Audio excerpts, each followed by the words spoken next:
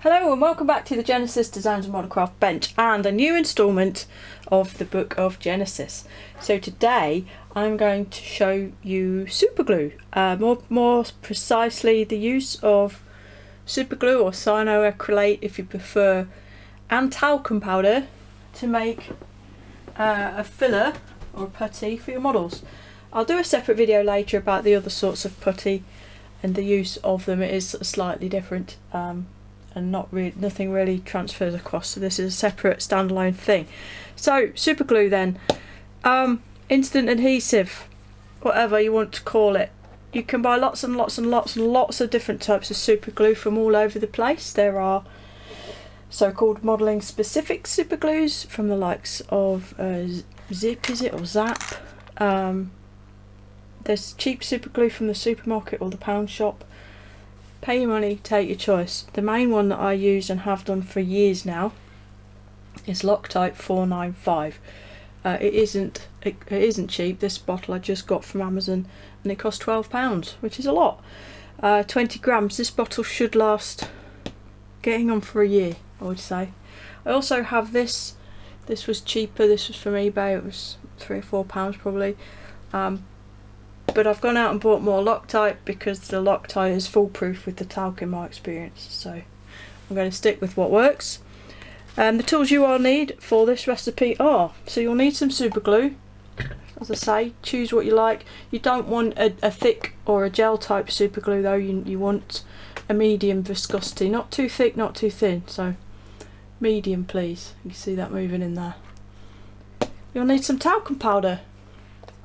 I tip mine off into a smaller pot just to make things more easily accessible, but my talcum powder is just this stuff, Imperial Leather. I bought this for £1 from a pound shop about 15 years ago, and obviously I haven't used it all yet. You'll need something to mix it on. This is just a piece of bubble packaging from a resin set, then I've just cut it down to make a little tray. Cocktail stick for mixing and application.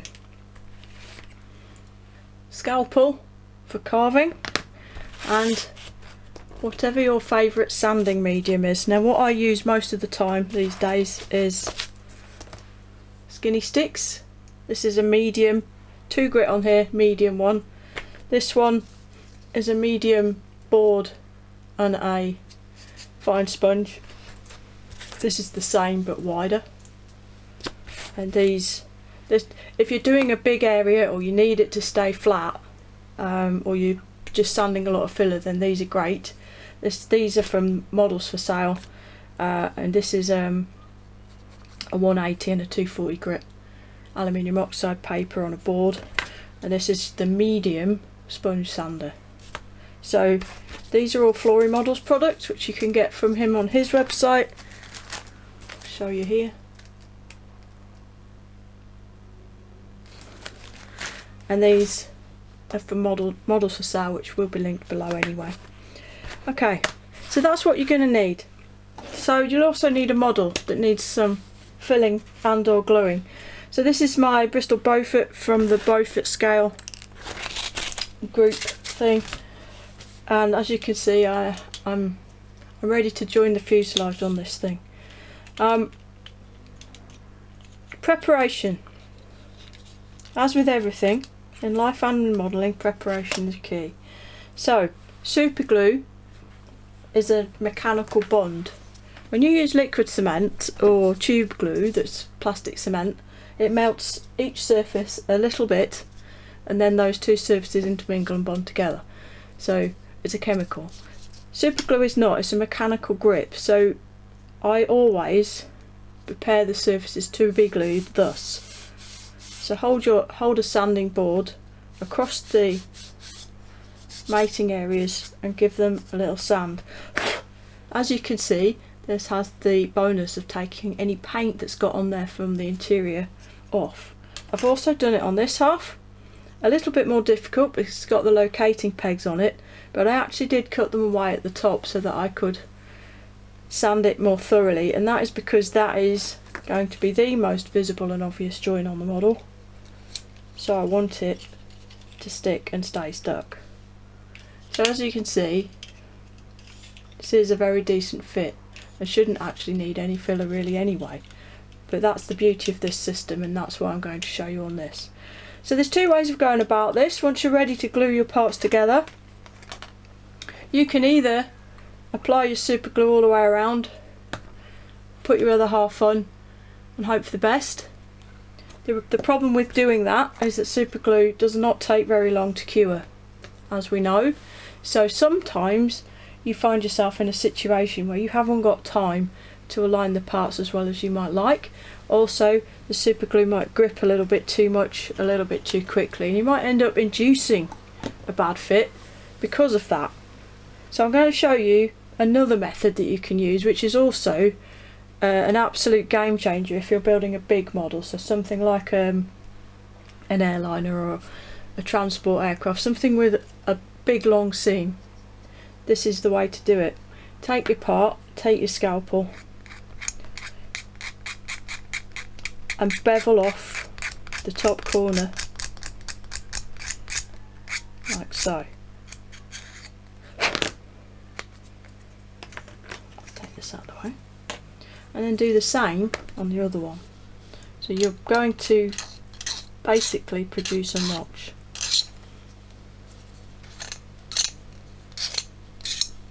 Use a sanding stick if you prefer, cut it if you prefer, whatever you want to do. But we just want to get an angle onto that surface so that when you put the parts back together again, it's much easier with the interior. You've got a nice V joint, a deliberate bad fit if you like. So let's pop the inside parts back in. So that part I'm going to do in the second way. The rest of it I shall do, or the back half anyway, I shall do by applying the glue in the manner of olden days tube glue and then putting the parts together. So here we go. And I do need to work rapidly. I might forget to talk, please forgive me if I do. If you're not quick enough with this, you'll end up with a nice coat of super glue that's dried onto your joint, and you will need to sand and cut it off to ever get the parts to fit from that point on. So there you go, that's together. Squeeze it, get a piece of tissue, and where this excess glue, please focus camera, where that excess glue is squeezed out, just wipe it with a bit of tissue.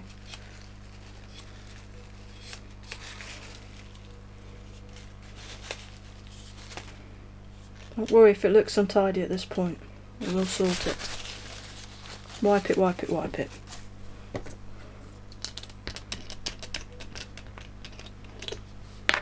And one of the main disadvantages with super glue,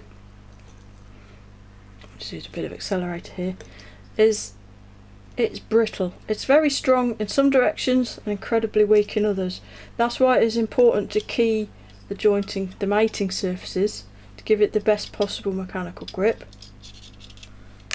But another thing I like to do, where possible, on this model we have access to some of the interior of that seam. So what I like to do, just to reinforce the join and give it the best chance of staying in one piece, chuck a bit of extra super glue on the inside and just encourage it to run along that seam. Where you can get at the inside of joints, it is quite useful to do this. It lessens greatly the chances that later on down the line you might press on it too hard or something and crack that glue. So there we go, that's the back half together and done. So now we'll move on to this join along the top where I've induced that deliberate gap almost. And the way to attack this, put some glue onto a suitable surface, and remember not to use paper or anything for this because you'll just make the super glue go off really fast. And then with your cocktail stick, grab some glue, just run it into that V. At the minute these parts aren't squeezed together, and that is deliberate because I'm getting some of this glue right down in there. Once you've got some in, Then bring the parts together like so.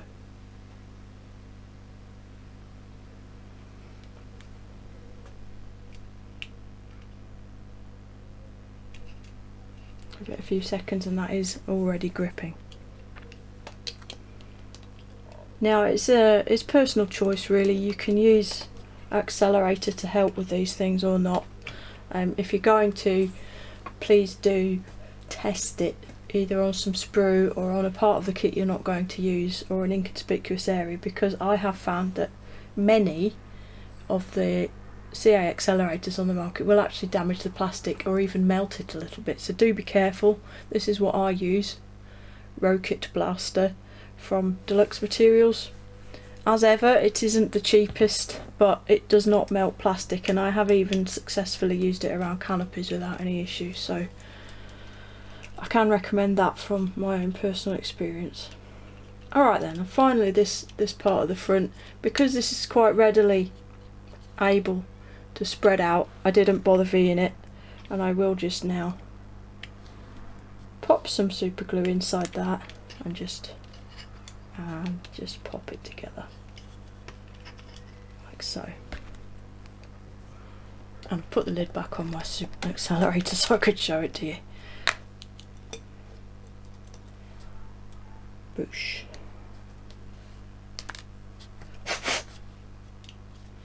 Now with a good fitting kit like this, it is very, very often the case that where you've done a joint in this manner, there is now enough glue left on that surface around that joint that once you've sanded that off, that joint will be perfect.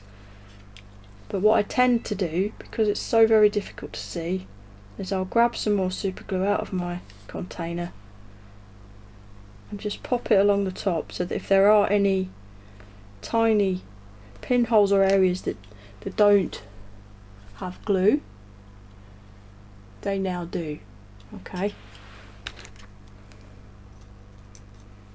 And I thought I'd do this in real time just to show you how fast it is, or can be. So, grab a sanding stick. Here's one I used earlier, and I always end up cutting these down to more manageable sized pieces. And literally that is set up. So let's go ahead and sand it just with this medium size. If I come close with this so you can see what sort of grit we're talking. This is the coarse side. I'm using the less coarse side. It's very rare that you're going to need this. Let's just get in there.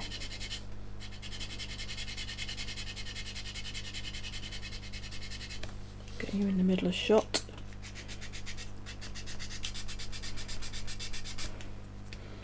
It is almost universally awkward trying to do things like this whilst at the same time keeping the work in view of the camera.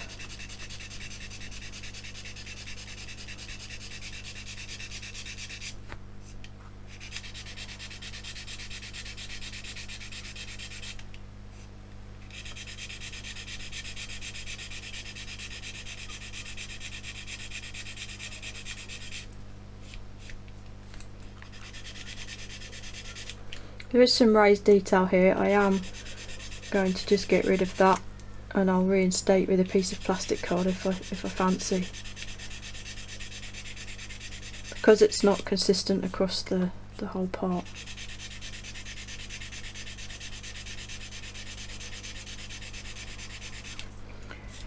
Now because this is it does have a foam internal part to it, but it's not super soft like an actual foam sander. It will attack the raised area of super glue before it starts to take away the area around it on the kit, and that is now done.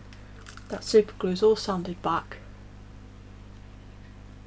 and that joint will be invisible. And because the super glue is cured, it's gone off, it's done, that is it's never going to come back. There'll never be a ghost seam. The only risk with this is of that glue joint cracking at some point if you put too much pressure on it or pull it too hard.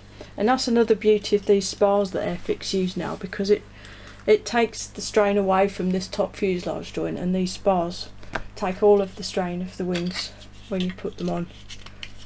There's no load at all on this joint, so you're not going to split your joints apart, which was quite a common problem before.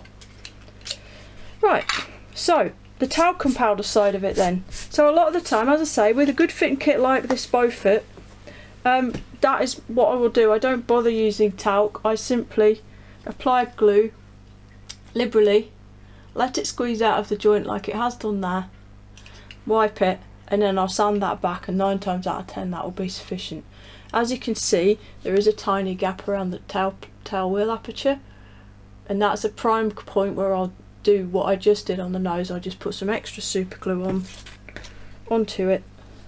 It will fill that crack, at the same time reinforcing the joint, and I sand that back. If you use these sanding boards and these techniques, you don't have to be afraid of using neat super glue on any level. Catch the light with it there, you can see completely filled that joint. This one, by the time it's sanded back, will be invisible anyway.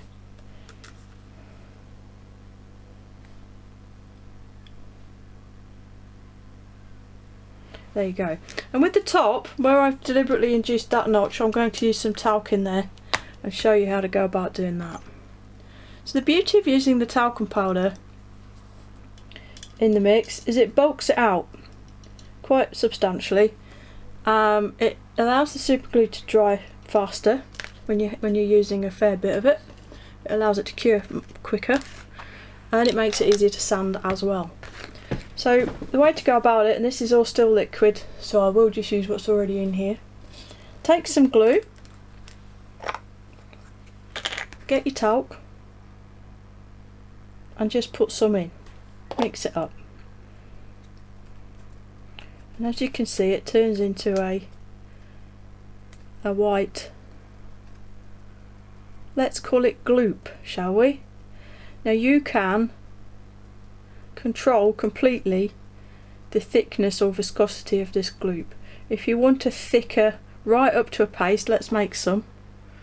You've got a big gap to fill, or you want to fill a window, say on an airliner kit or something like that, you can make this into a full-on paste like this.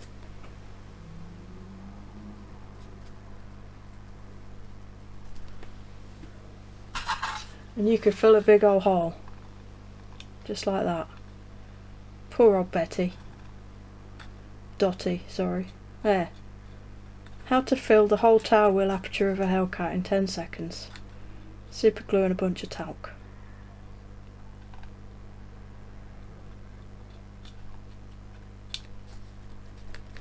That is an extreme example, obviously.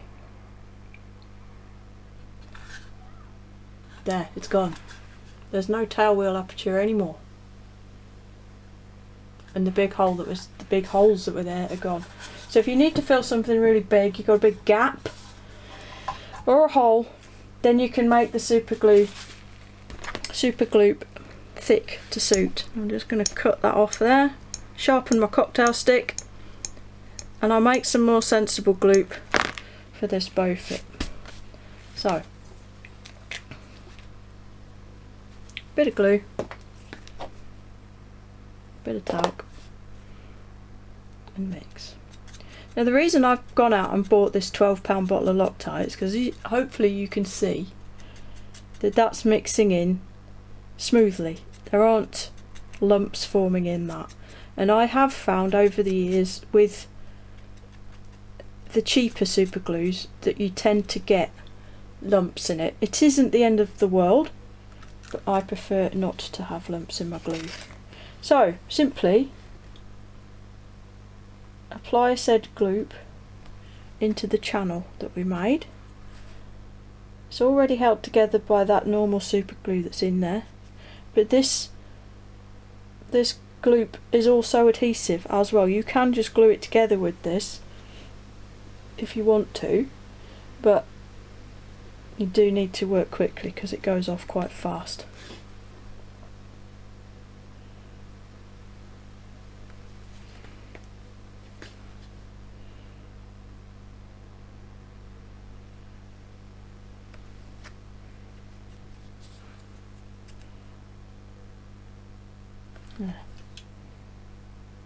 And note how I put some on the end there, just to fill that little gap that you always get in the end of parts, so that you don't end up with a tiny notch when the canopies are fitted. Okay, so that's all in.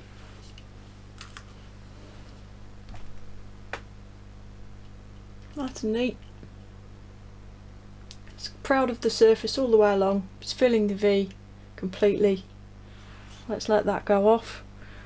As I say, it doesn't take long. You can see it's already starting to go. If you do put a very thick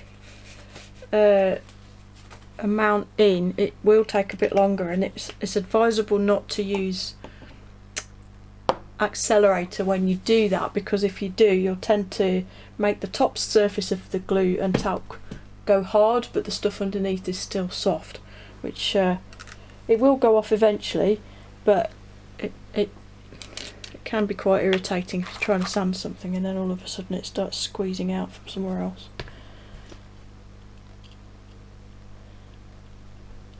Of course, if you're not in any rush or filming it for YouTube, you can just let it go off in its own sweet time.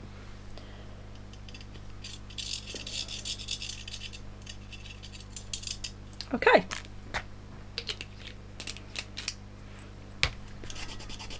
Done.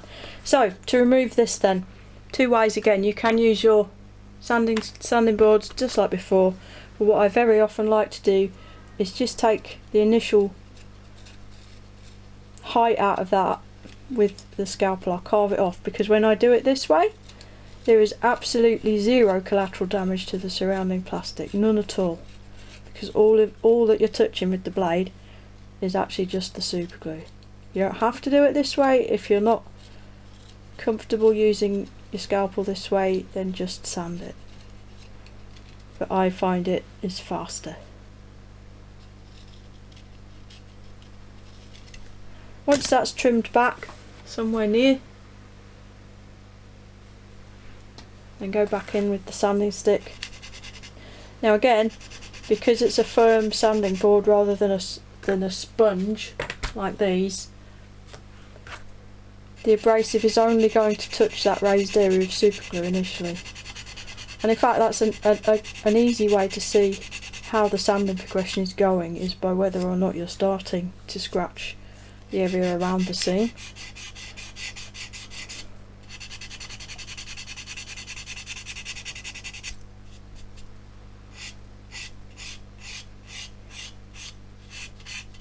I'm crisscrossing, going in different directions purely so that I don't file flats into everything.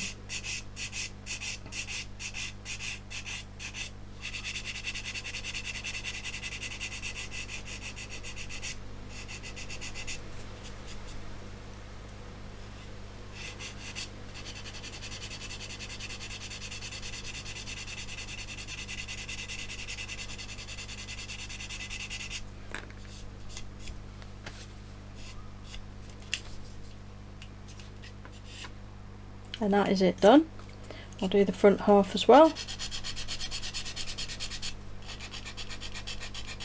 I am using the coarse side just for speed. You don't have to, the smoother side will sand it, but because this is a live action thing, to save you having to sit there for a bit longer, I'll just use the coarse to knock it back quickly, like so. I took most of the height out of it. I'm still in the zone.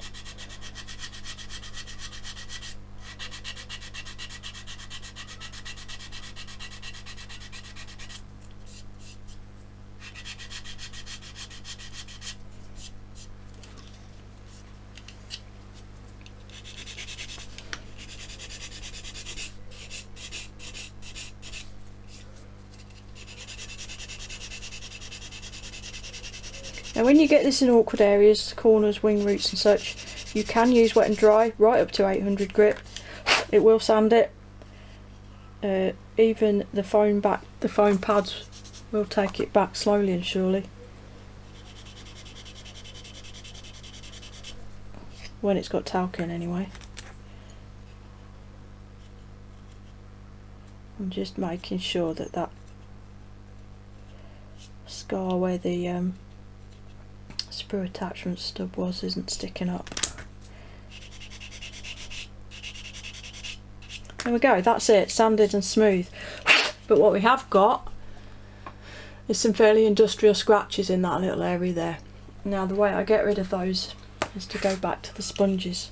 Now the beauty of the sanding sponge is it can conform. So if I can get that there, press it, you see how the sponge conforms to the shape of the model. So rather than introducing a new curve, it will tend to just follow the one that is already there. Now I only want to sand the area where the scratches are, because this is still a relatively coarse sander in modelling terms, the orange one.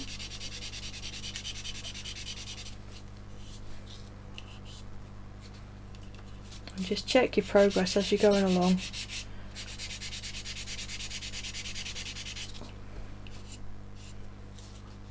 And make sure that those slightly deeper scratches get removed, like so. And then simply go down a grade again to the blue.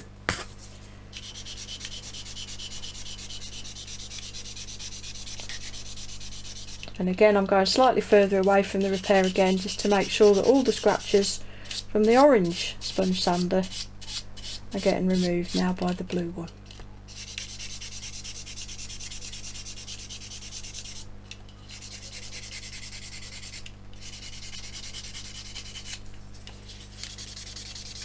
There we go.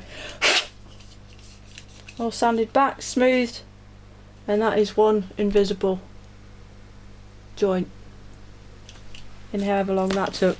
And just to prove that it is in fact gone and there's no trickery of video going, let's grab some Mr. Surfacer and a gash brush.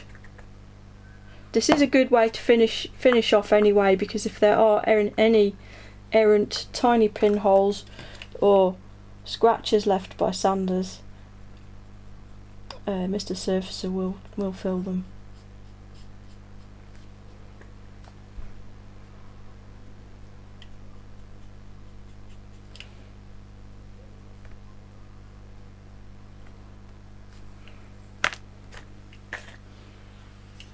There you go. Invisible seam. That is why I use super glue and talc to build and fill my models. There you go. Hopefully that was useful. So here's the glue again, Loctite 495. By all means use other glues. I know that other modelers do successfully, and as I say, the lumps aren't actually an issue. They don't cause any problems. I just don't prefer them. If the whiteness of this putty doesn't suit, you know, if your eyesight's not great, which I have to admit mine isn't these days, you can pigment your gloop. You can pigment your gloop with pigments, believe it or not. So your MIG type pigments, take any one you fancy, pop a bit of that into your talc and just mix it into your talc, and then when you mix up the glue it will come out in whatever colour you've put in there. You don't need a lot at all to add a bit of colour to it. Or another thing you can do is actually use paint if you're so inclined. Excuse me, Mr. Surfacer can be used, and if Mr. Surfacer can be used, then by extension any colour of paint can be used. It isn't necessary, but it does help with visibility if you require that. So there you go. Super glue, accelerator, sanding products. That's everything you need to do this. So 4 perfect results every time, and no ghost seams ever, guaranteed, 100%. Jenesis top tip, cyanoacrylate and talcum powder. So then, hope that was handy. Give us a like if you like it, drop a comment, all that good stuff. And until the next one, look after yourselves, look after each other, and Jenesis out.